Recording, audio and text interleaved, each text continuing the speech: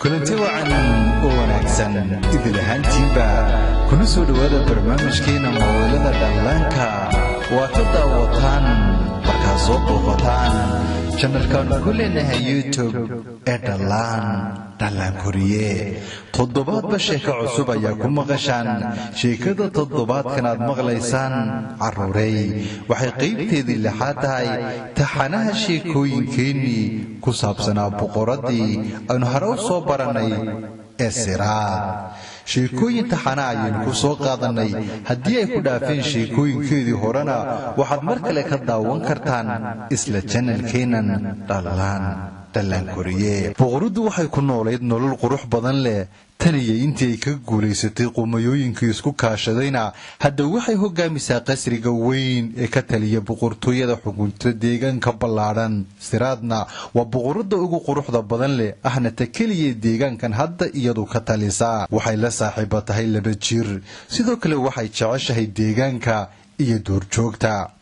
subax ayay soo toostay daaqada qasriga boqortooyadeeda ayay isa soo taagtay kadibna waxay indhaha la haleeshay oo aragtay jeegaan qurux badan oo ku dhalatay roob iyo dhul cagaaran oo barwaaqo ah indhaha ayay la sii raacday waxayna hoos u tidhi alla jeclaan lahaaye inaan tago deegaanka roobku ka da'ayo ee jeegaantuna ku dhalatay waxa laga yaabaa inay xayawaano aanan aqooni ay ku nool yihiin waan jeclaan lahaa mar uun inaan arko waxaase hadalkeeda maqlay 2 jir ee la saaxiibkaha waxayna ku yidhaahdeen boqorad siraad maynu tagno halka roobku ka da'aya iyo jeegaantu ku dhalatay waxay tidhi weligay ma tegin oo waa duur fog waanan ka baqayaa waxa dhici karana ma ogin waxay ku yidhaahdeen waxba ma dhici karaan waxaan u malaynayaa waa deegaan qurxoon haddiise ay xataa wax dhacaan annaga ayaa ku caawin karno oo kula joognaa hadalkii saaxiibadeed ayay maqashay waxayna diiday inay niyad jabiso go'aan kadibna waxay si iskeeda u gaadhay inay kaxayso 2 jir ee la saaxiibada ahaana aad ayay ugu farxeen boqoraduna waxay hadda isku diyaarinaysaa inay ka warkeento riyadeeda oo ahaa inay mar kasta aragto bal waxa ka jira googaanka quruxda badan leh ee had iyo jeer roobku ka da'o dhirta cagaaran ay ku taalo jeegaantuna ay mar kasta ku dhalato way socdeen duur ayay qaadeen qurux badan dhul wada cagaaran oo kaymale 2 jir ee la saaxiibada tahayna 2 garbood ayay kaga kala fadhiyeen marba marka ka dambeysay ay ku sii dhawaanayeen duurka waxayna sii dhex qaadayeen dhul qurux badan oo indhuhu ku raaxaysanayaan waxaan mar kaliya ka hor yimid diin soconaya waxa tahay boqorada siraad warkaaga waan maqlay waanan ku faraxsanaynaa deegaankeena ka taliso xagaad socod waxay ku yidhaahdeen waxaanu soo eegaynaa dhulka cagaaran ee roobabku ka da'aan ee jeegaantuna markasta ku dhalato 2 jir ayaa hadalka u boobay diinkina wuxuu ku yidhi hataa anigu waan jeclaan lahaa inaan idin raaco waana ka aqbashay bakayle oo isagu ku xishood badan ayaa isa soo agtaagay waxayse ku tidhi waan fahmayaa waxaad doonayso ee waadna raaci kartaa way is wada dabagaleen duurka ayayna sii socdeen iyagoo marba marka ka dambaysa ku sii dhawaanayay halkay u socdeen balse si lama filaana waxa uga yimid 3 bakayle oo cascas way ordayaan iyagoo cabsi ka muuqato lamayse hadal balse way dhaafeen waxay ku tidhi istaaga maxaa dhacay miyadan xataana salaamaynin maxaa noo salaami weydeen balse way sii ordeen 2 jir ayaa ku yiri naga mari kuwan waa kuwa fulay ah oo laga yaabo inay xataa ka baqanayaan waxaan waxba ahayne hara ayay u sii socdeen muddo ayay duurka ku sii jireen balse markan haddana waxa ka hortimid deera cararaysa oo aad u warwarsan jirka ayaa ku yiri boqorad eeg lugteeda dhaawac ayaa ku yaala sidoo sheekooyinkeena hore ku baranayna boqorada siraad waxay la heli jirtay xayawaanka waxay ku tidhi ii sheeg maxaa dhacay hadeerto waxaan aragnay bakaylayaal cabsanayo yaacaya haddana adigoo dhaawaca ayaan ku aragnaa maxaa ka jira halkan maxay tahay waxaad ka baqanaysaa deeraduna waxay boqorada u sheegtay warka argagixiyay kadibna hare ayay ka sii carartay markaas ayay naxday aad ayay u yaabtay xayawaankii ayaa ku yidhi maxay kuu sheegtay maxay tahay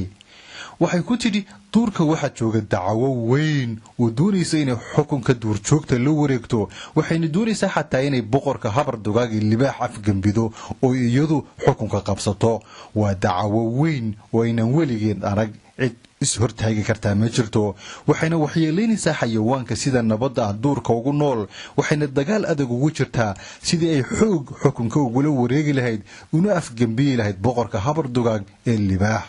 hore ayay u sii socdeen iyagoo ka warwarsan warka loo sheegay dacawaduna waxay halkan kula hadlaysaa hadda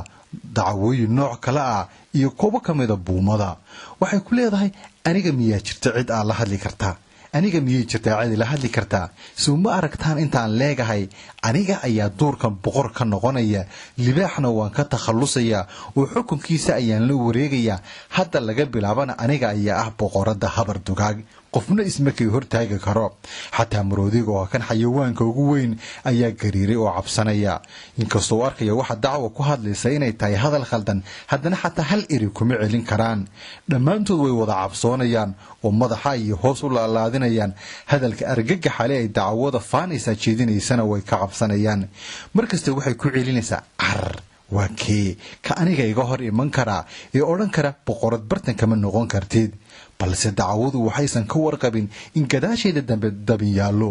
iyadoo aan iska warqabin ayay si tartiiba dub ugu baxday kadibna dabin ugaarsada galay ayaa ku qarxay oo lugaha isaga maray way qaylisay caawiya heegi tigina waxaan ahay boqoradiinii xataa haddaan doono boqoradna noqon maayo caawiya oo keliya balse cidna ma caawina xayawaankii oo dhan iyagoo ordaya ayuu mid waliba cararay waxayna is yidhahdeen waa fursadda keliya ee hadda naftiina kula baxsan kartaan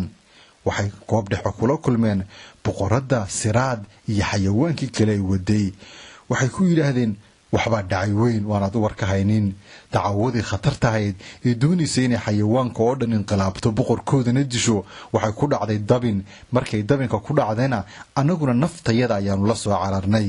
siraad ayaa ku tidhi maxaa u caawin weydeen maxaa u soo yaacdeen laga yaabay in hadda ay khaladkeedii ka qoomamoonayso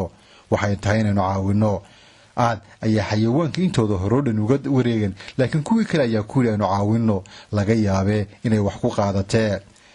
dacwada dabinka waxa ugu yimi ugaarsatadii doonaysay waxay eegeen waxay ku yidhahdeen xayawaankan weyn ee haddana foosha xun leh ma ahayn kii aan rabnay hadda maxaan ku samaynaa dabinkeenii oo keliya ayuu naga khasaareeyey mid baa yidhi aynu dillo kulleyba waa tu foolxune inta weliba ku qoslay kii kalena waa uu ka fikiray aad ayay u cabsanaysaa waxay ku celcelinaysaa haydilina dabinkiina maan arkaynin wuxuu ku yidhi soo ma ogid inaad khasaarana gelisay sidaanaan kuu dilin sheekada dacwada iyo ugaartada dhex maraysana waxaa maqlaya boqoradda iyo xayawaankii kale kadibna waxay tale ku gaadheen inay caawiyaan oo ay hal mar ku soo wada yaacaan iyaga oo qaylinaya ayay hareeraha iska soo wada taageen xataa daanyaro ayaa u yimi kadibna intay codka hal mar isku wada direen xataa libaaxina uu ku jiro ayay ugaarsatadii ku qaysheen ugaarsatadii dhagaha ayay faraha geliyeen kadibna way cabsadeen oo way baqdeen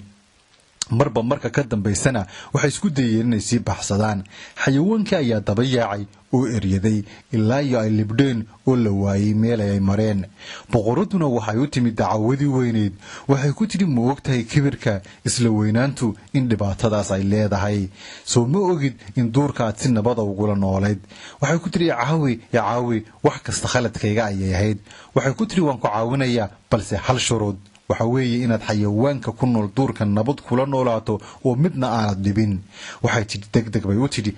waan aqbalay weligay xayawaan dhibi maaka quraanjana ha noqotee weligay nabad ayaan kula noolaanaya kadibna xayawaankii kale oo iskaashanaya ayaa ka bixiyey dabinkii boqoraduna waxay u kabtay lugtii ay ka waxyeelowday ee dabinku naafeeyey dacawadina waxay maalinta laga bilaabo go'aansatay in xayawaanada kale duurka kula jooga ay ixtiraamto ay nabad kula noolaato boqorkeedana ay u aqoonsato inuu yahay boqorka libaax halkaasna waxaa ku kala nabadgalay xayawaanadii kale ee la socday boqoradda iyo boqoradda laftigeeduna waxay daawadeen roobka quruxda badan leh ee da'aya iyo sida jeegaantu mar kasta ay uga dhalato duurka dhammaantoodna way la ashqaraareen deegaanka quruxda badan leh iyo bey-ada rabbaaniga ah ee quruxda badan leh ee aysan hore weligood u arag sheekada tan carruur ee waxaad ka baratay dhibaatada ay leedahay amba ummaduhu ay ka dhexlaan markay madaxdooda khilaafaan sidoo kalena ay diidaan u hogaansanaanta iyo kala dambeynta waxaad sheekadan sidoo kale ka baranaysaa caruurey waxtarka ay leedahay wadajirku iyo wadajoogu sheekadeenuna intaas ayay ku dhan tahay tan iyo toddobaad ka dambe intaynu isugu imanayno sheekatan oo kale ah waxaan idinkaga tegayaa nabadgelyo ramadaan kariim tan iyo kulintideenna dambe nabadgelyo